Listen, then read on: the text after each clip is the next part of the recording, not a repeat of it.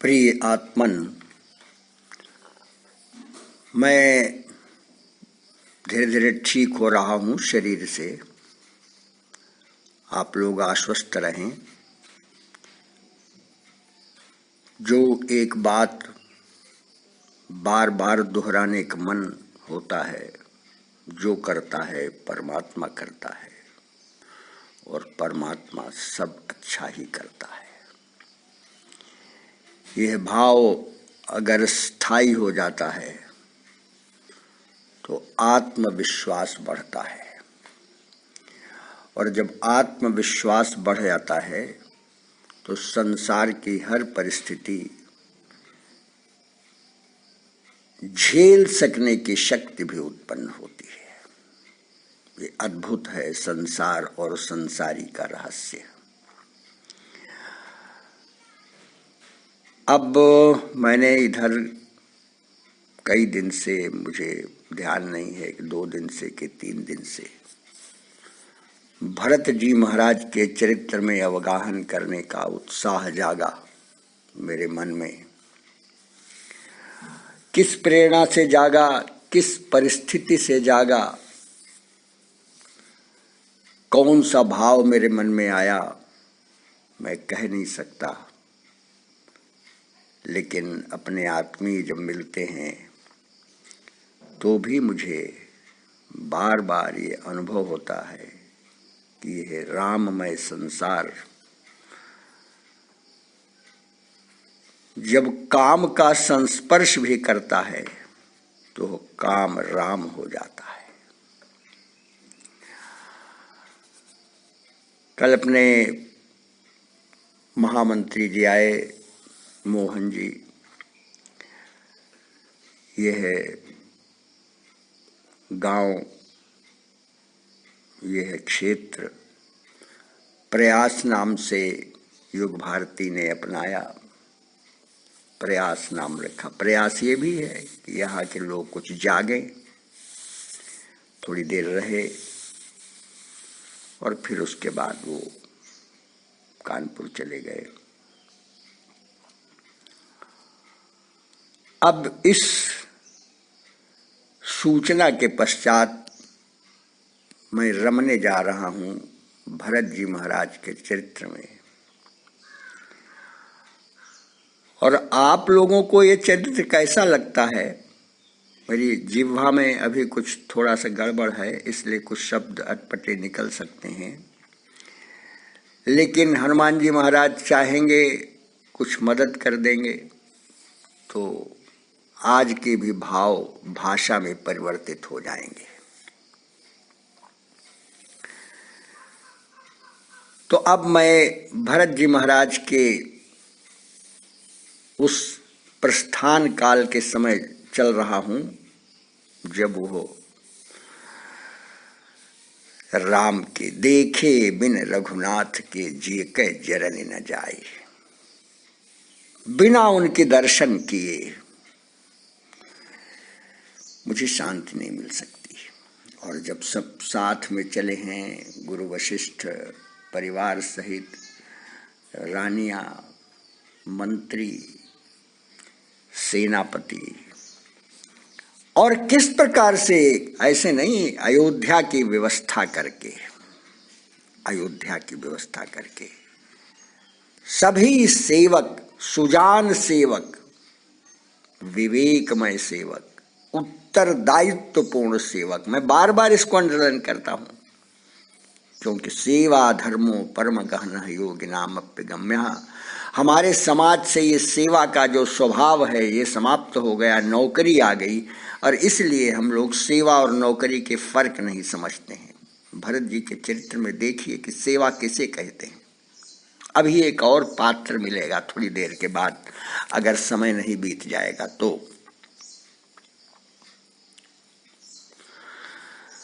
तो जब कौशल्या माता ने कहा कि तुम्हारे चलत चलहि सब लोगु, सकल शोक कस नहीं मग जोगु। तुम पैदल चलोगे तो सभी पैदल चलेंगे, और ये सब शरीर से दुर्बल हैं, राम के वियोग में व्यथित हैं। कब पहुंचोगे? तो फिर कौशल्या की बात मानकर रथ चढ़ी चलत भई दो भाई। अब सबके अलग अलग व्रत हैं, नेम हैं, नियम हैं। पय आहार फल असन एक निसि भोजन एक लोग करत राम हित नेम व्रत परिहरि भूषण भोग। कोई अच्छा मैं थोड़ा सा दूध ले लूंगा भाई, कोई कहता मैं बस इतना फल बहुत है, कोई कहता नहीं तो मैं तो रात में कुछ लेता ही नहीं हूं। किसी को वस्त्र भोग किसी का कोई स्मरण नहीं है, क्योंकि संकल्पित है। व्रत इसे कहते हैं, व्रत का नाम संकल्प होता है। और इनका व्रत क्या है? राम के दर्शन, यही व्रत है। सई तीर बस चले बिहाने श्रृंगबेर पुर सब नियराने। अभी एक पात्र मिलेगा, निषाद राज, अद्भुत पात्र है। मेरे आत्मीय जन, मेरा मन है कि उस निषाद राज की एक झलक दे दूं मैं, देर न हो जाए।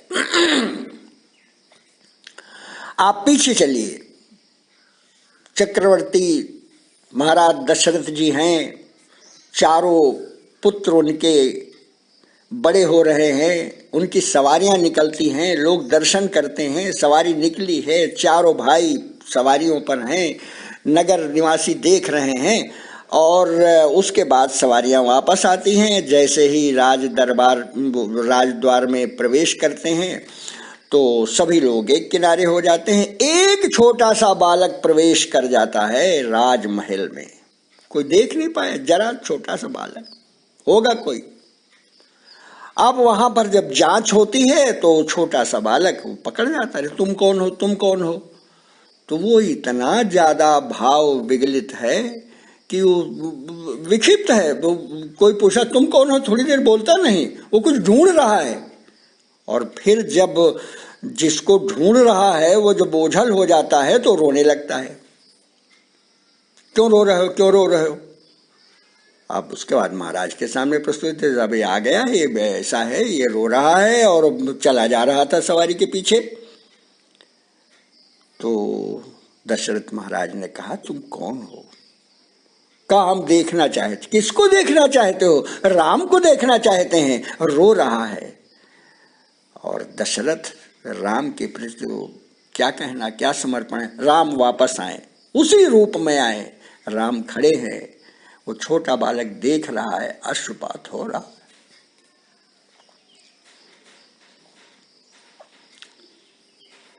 हाथ जोड़े। दशरथ कहते तुम क्या चाहते हो? बालक कहता मैं इनको देखते रहना चाहता हूं। उसी समय दशरथ उसको श्रृंगबेरपुर का राजा, कहाँ रहते हो? उस गांव में रहता हूं, तुम वहां के राजा घोषित कर दिए गए और आज से राम तुम्हारे मित्र हैं। मेरे प्यारे आत्मीय जन, ये है निषाद राज, राज्य दशरथ का दिया हुआ है। इसलिए कि राम एक राजा के रूप में इससे हमेशा मिलते रहे और ये हमेशा उनसे मिलता रहे। ये है निषाद राज। और कथा फिर पीछे न लौट जाए, क्योंकि निषाद राज ने कैसे राम के साथ व्यवहार किया है। और वो लक्ष्मण गीता कभी पढ़िए, लक्ष्मण गीता पढ़े। कैकेयी नंदिनी मंदमति कठिन कुटिलपन कीन, जहि रघुनंदन जान के सुख अवसर दुख दीन। भई दिन कर कुल बिटप कुठारी, कुमति कीन सब विश्व दुखारी। भयउ विषाद निषाद ही भारी, कब सिय राम मही सैन निहारी। जब कह दिया राम ने कि देखो भाई गांव जा नहीं सकता, मैं कहीं नहीं, 14 वर्ष तक ये हमारा व्रत है, तब फिर उसने वहीं कुछ कांच की साथरी बिछाई और वहां सो रहे हैं सीता और राम दोनों, उनको देखकर दुखी होता है। ये पिछला प्रसंग है। तो वह राम का भक्त, वह राम का मित्र, वह राम का समर्पित भाव भक्त, तो वह जब देखता है कि भरत आ रहे हैं, ये कौन है? ये भरत हैं, इनके साथ तो बड़ी भारी सेना है। कारण कवन भरत बन जाही, है कछु कपट भाव मन माही। राम का भक्त वो भी है, राम का भक्त ये भी है। दोनों एक दूसरे को जब पहचानेंगे तो क्या स्थिति आएगी, जरा ये देखिए। दोनों सेवक हैं, नौकर कोई नहीं है, दोनों सेवक हैं। सेवा का भाव दोनों में प्रवेश कर गया है। तो उसके मन में शंका आती है, कारण कवन भरत बन जाहि। माताएं भी बहुत सशंकित रहती हैं, मेरे बेटे को कुछ हो न जाए, ये उनकी कल्याण कामना है। और इसी प्रकार से जो सत्पुत्र होते हैं अपने अभिभावकों के प्रति आशंकित रहते हैं, कहीं बीमार न हो जाए, कहीं ऐसा न हो जाए। वो चाहते हैं इनकी छाया हमेशा बनी रहे, और ये चाहते हैं कि ये सहारा हमारा हमेशा बना रहे, हमारी आंखों का तारा हमेशा बना रहे। इस संसार में रहते हुए ज्ञानी लोग भी जानते हुए भी ये संसार मरण धर्मा है, क्षरण धर्मा है, लेकिन ये हमेशा रहें। वो किसको सोचते हैं? हमेशा हमारा भाव हमेशा जीवित रहे, हमारा प्रेम हमेशा जीवित रहे। किसके माध्यम से? पुत्र के माध्यम से, पिता के माध्यम से, माता के माध्यम से।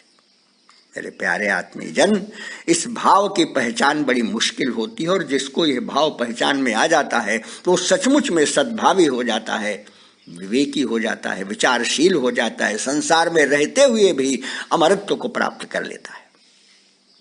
कारण कवन भरत बन जाहि, है कछु कपट भाव मन माही। जौ पै जिय न होति कुटिलाई, तो कतलीन संग कटकाई। उसके मन में शंका होती है, अगर इनके मन में कोई कुटिलता न होती तो ये सब ये सेना इन्हें की क्या आवश्यकता थी। और फिर शंका उसकी बलवती होती जाती, फिर किस तरह से कहता, आओ भाई सब लोग इकट्ठे हो, आओ इकट्ठे हो। तो यद्यपि भरत से मैं जीत नहीं सकता, आप हम लोग नहीं, लेकिन फिर भी हम युद्ध करेंगे, मरेंगे, मारेंगे। यहां तक कह देता है कि सब नावें डुबा दो, उन पर नियंत्रण कर लो। सन्मुख लोह भरत सन लेऊं, जियत न सुर सरि उतरन देऊं। समर मरन पुनि सुर सरि तीरा, राम काज छन भंग शरीरा। ये समर्पण है। लेकिन दीख निषाद नाथ भज टोलू, उत्साहित हो गए। लेकिन तब तक मेरे आत्मीजन, मैं ये भी बता दूं कि निषादों का जो वंश है, इनसे सगुन विचारने का काम बहुत लिया जाता था पहले। कोई ऐसा सगुन, भाई भाई भाई निषादपति को बुलाओ, देखो ये सगुन कैसा है। सगुन विचारने, सगुनिया भी कहते हैं उनको। दीख निषाद नाथ भल टोलू, कहो बजाओ जुझारू ढोलू। तब तक इतना कहत छींक भई बाएं, कहो सगुनियन खेत सुहाए। सगुन विचारने वाले बूढ़ एक कह सगुन विचारी, भरत ही मिलिन होई रारी। अरे भरत ये मिलेंगे, भरत वहां जाएंगे, दर्शन करने जा रहे हैं, झगड़ा नहीं होगा, संभलो। तब फिर क्या करता है निषाद राज? निषाद राज पूरे अपने टोले के साथ और तमाम फल फूल लेकर साथ में स्वागत के लिए जाता है। और जब स्वागत के लिए जाता है तो वशिष्ठ उसको पहचान कर बोलते हैं, भरत ये निषाद राज है, ये राम का प्रिय मित्र है।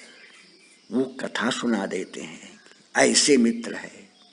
तो क्या स्थिति होती है? जैसे ही रथ पर बैठे हुए भरत को यह बात सुनाते हैं वशिष्ठ जी, तो राम सखा सुनि स्यंदनु त्यागा।